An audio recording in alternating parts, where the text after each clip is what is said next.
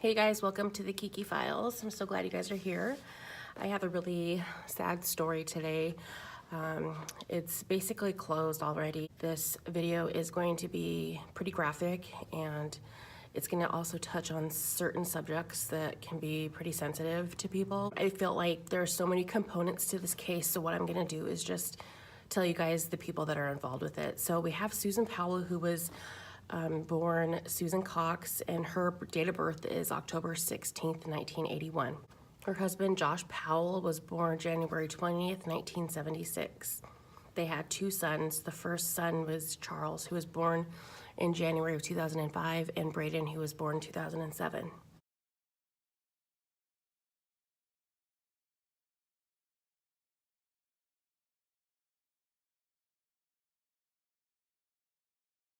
They also have Josh's father, his name is Stephen, and we also have Charles and Judy, who are Susan's parents. Just a little background on the family. There was a lot of dysfunction on Josh's end. He was raised with no discipline, really, just not as normal kids are raised. Their father also showed Josh and his brother pornography at a young age, and Josh was just raised in, a horrible environment, and I believe it was at the hands of his father. There was a time when Josh killed his sister's gerbils, and he also took out a butcher knife, I believe, on his mother just because he didn't want to do the dishes. It just really was unfortunate that Josh's parents didn't get him any help, and, just what a normal parent would do to help their child. Especially seeing all these red flags. He just never got the help. Josh also attempted suicide once, and I'm not saying that attempting suicide is a factor in, what is to come of your future. I'm just telling you guys what kind of mindset he was in and just the things that he's experienced through his life. In 1988, Josh went to the University of Washington. There he met his girlfriend, Catherine. Their relationship was not great at all. He was super controlling. He didn't let her go do anything.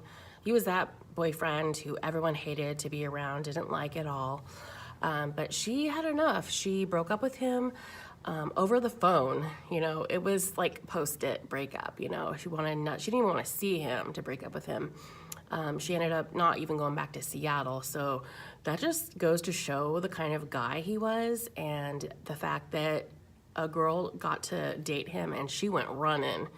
In November of 2000, Josh met Susan at a religion course, and the two hit it off.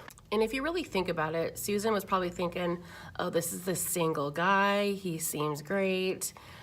He's in this religion class, so he must be okay to date, and it just really, my heart really is torn. Just the thought of, he was basically a wolf in sheep's clothing, and she had no idea. It was so sad, and it just breaks my heart to just know that she went along with it, and he was probably great at first, but then, obviously his true colors shined through. 1 year later, they were married, and he ended up getting his bachelor's of business degree with a lot of jobs, and she ended up getting training in cosmetology, and she also worked at the Wells Fargo Bank, where they ended up moving to West Valley Park, Utah. They had two sons. Charles was born in 2005. Braden was born in 2007. They were just the all-American family, and these pictures right here will just show it.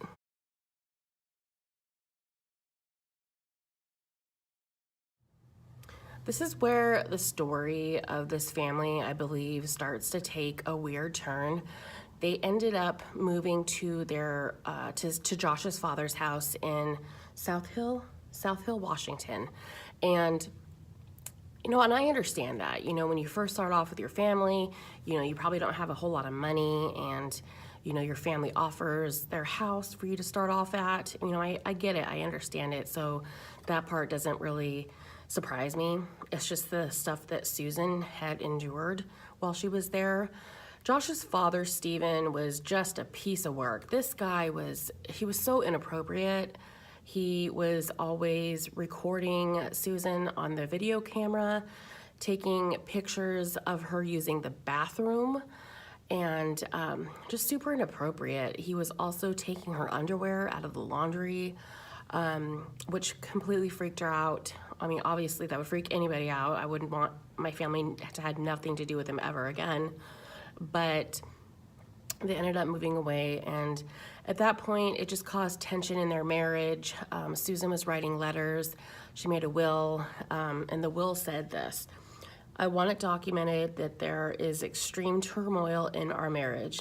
If I die, it may not be an accident, even if it looks like one." Oh my God, that gives you chills just thinking about that. She was writing emails to her family and friends, and she was definitely worried about the situation of her family. She felt like Josh was just a ticking time bomb, and yeah, it's just a sad situation that she was in all around.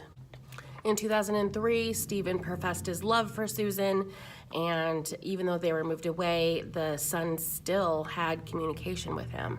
Josh still spoke to his father, regardless of how Susan felt. And that, to me, right there is just the biggest red flag. You know, I wish she would have just grabbed her kids and just left.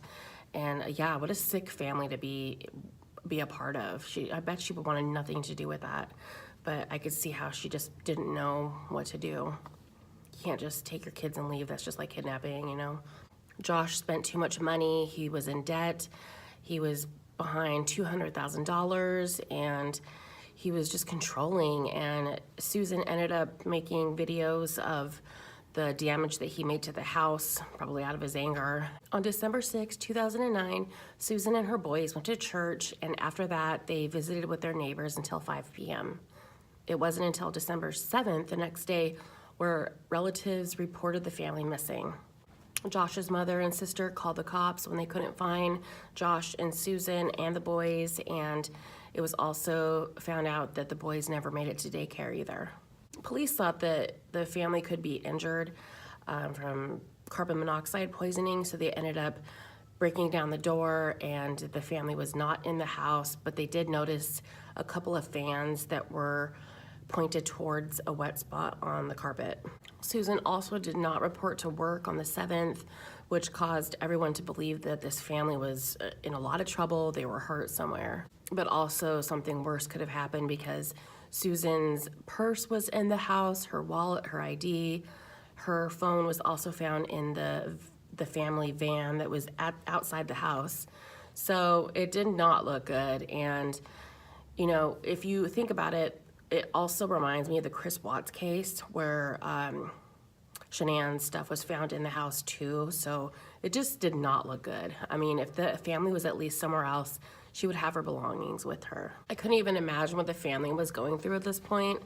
You know, the family just does not disappear into thin air like that. I mean, obviously there has to be some kind of evidence, some trace of something.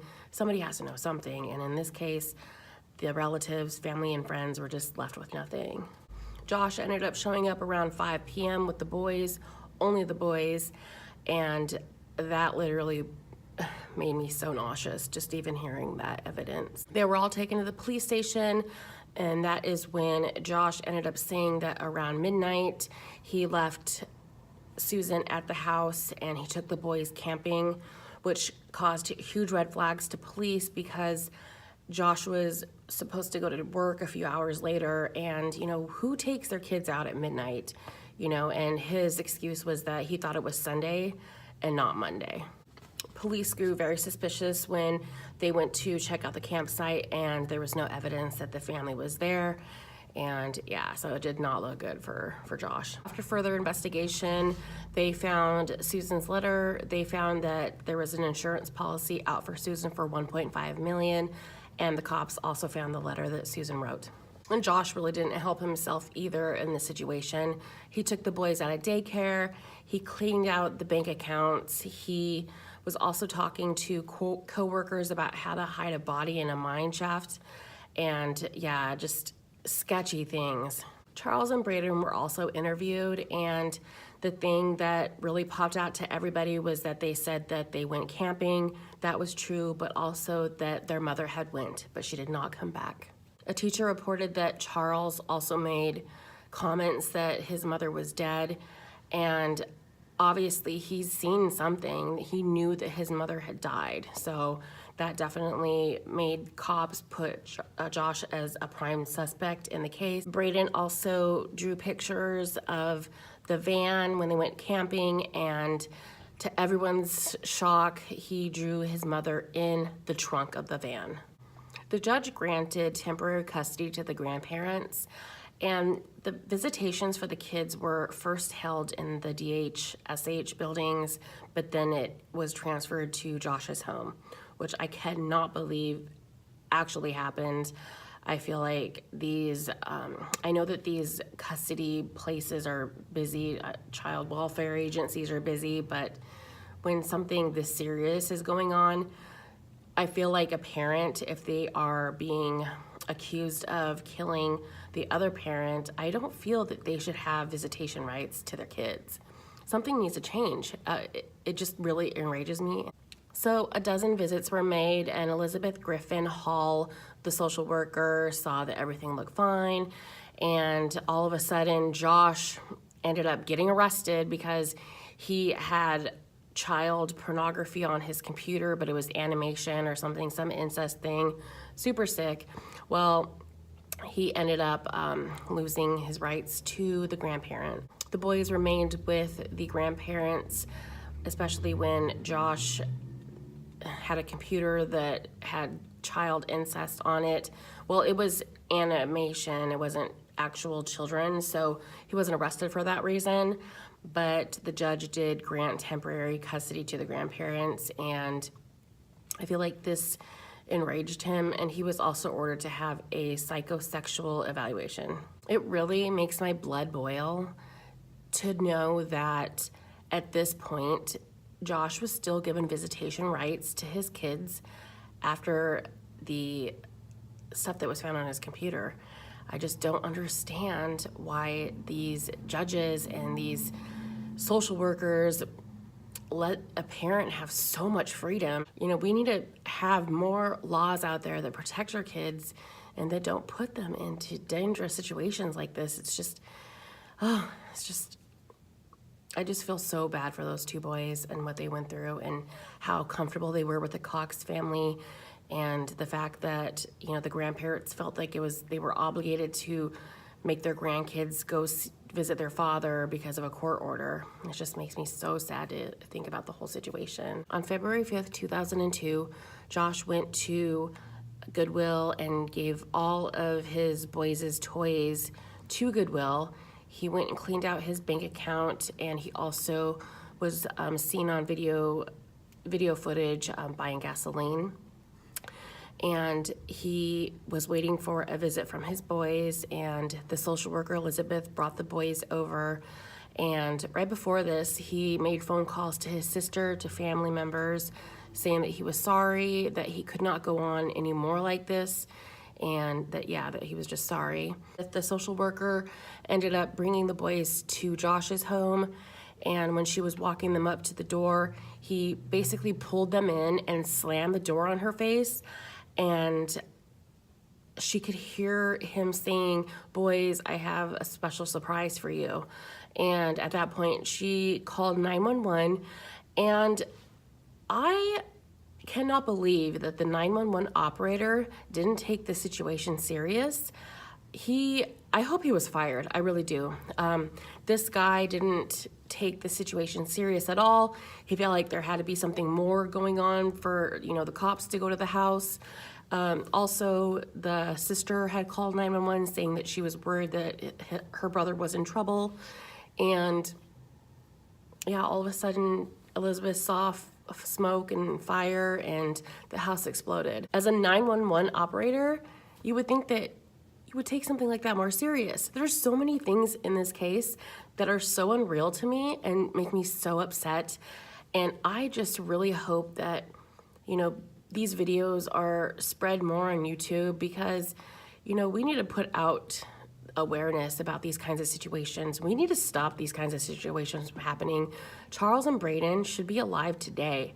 And if it weren't for sloppy people, 911 operators not taking, the situation serious, judges allowing these kids to be in the hands of a monster, something needs to be done. These kids need a voice, and it just enrages me that their lives had ended this way.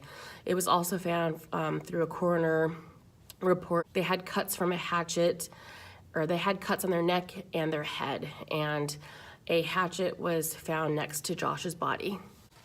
I also feel that the social worker didn't do enough. I'm just gonna say it. She could have smashed a window open and tried to get those boys some help. I know she was a little bit older, but still, if she knew that they were in danger, their lives are at risk, why didn't she ram her car in through the door or something?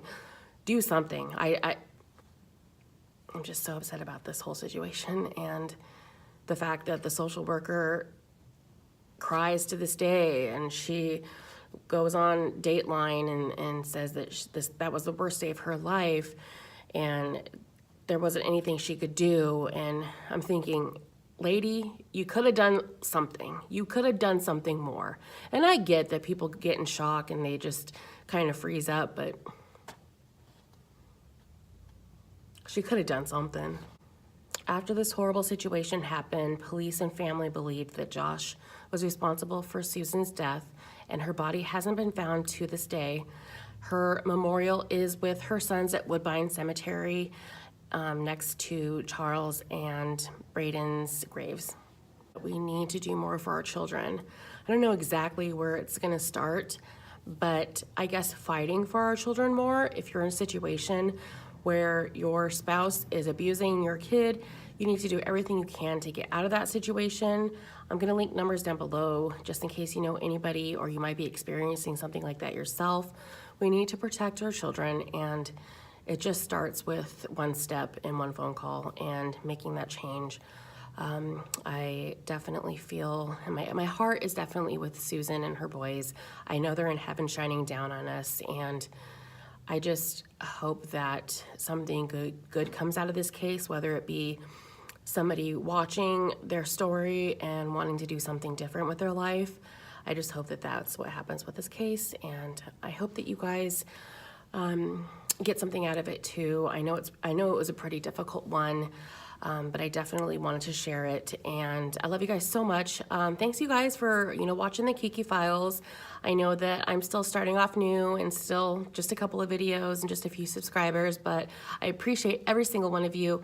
And if you would like and subscribe and leave any comments down below if you guys want me to go over any other stories, I'll see you guys in the next video. All right, bye.